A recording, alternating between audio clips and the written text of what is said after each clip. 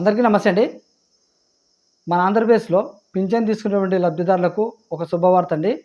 ఎందుకంటే కనుక మే నెలకు సంబంధించి మనకు పింఛను పంపిణీ కార్యక్రమం గురించి ఒక అప్డేట్ అయితే రావడం జరిగింది. వాటి గురించి ఒకసారి పూర్తి సమాచారం వీడియోలో అందిస్తాను. ఏంటి అప్డేట్ అంటే కనుక ఈ గవర్నమెంట్ ఏర్పడిన తర్వాత పింఛన్ తీసుకునే లబ్ధిదారులకు పింఛను పంపిణీ రేపనంగా ఏదైనా సెలవు దినం వచ్చిందనుకో ఒకరోజు ముందే పింఛను పంపిణీ కార్యక్రమం అయితే జరుపుతూ ఉంది. అవునా కదా? అయితే నగర మనకు మే 1 తారీఖున కార్మికుల దినోత్సవం. చాలామంది సెలవు దినం ఉంటుంది, పింఛను పంపిణీ ఉండదని చెప్పి చాలామంది అనుకుంటున్నారు. కాకపోతే నగన మే 1 తారీఖున పింఛను పంపిణీ కార్యక్రమం అనేది యథావిధిగా జరుగుతుంది. ఎందుకంటే నగన మే 1 తారీఖున శుక్రవారం, ఓకేనా, 2వ తారీఖు శనివారం. ఈ 2 రోజులు పింఛను పంపిణీ కార్యక్రమం అయితే జరుపుతుంది గవర్నమెంట్. ప్రతి నెల 2 రోజులు మాత్రమే ఇవ్వడం జరుగుతుంది.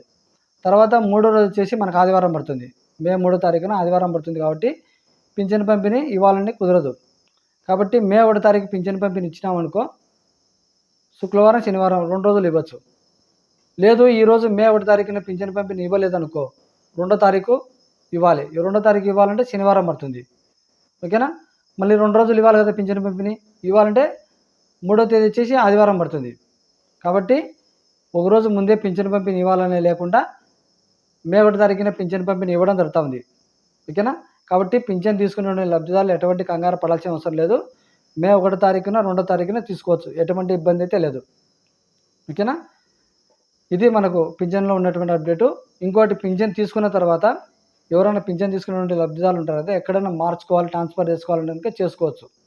అది కూడా మీరు పింఛన్ తీసుకోండి. ఈ నెల తీసుకున్న తర్వాత రేపు నెల నుంచి ఎక్కడైనా చోట మార్చుకోవాలంటే ఆప్షన్ కూడా ఇవ్వడం జరిగింది. కాబట్టి ఎవరైనా పింఛన్ మీ దగ్గరలో ఉన్నటువంటి సచివాలయానికి వెళ్ళి మార్చుకోవచ్చు. ముందు అక్కడ ఉన్నటువంటి సచివాలయానికి వెళ్ళి డీటెయిల్స్ కనుక్కోండి.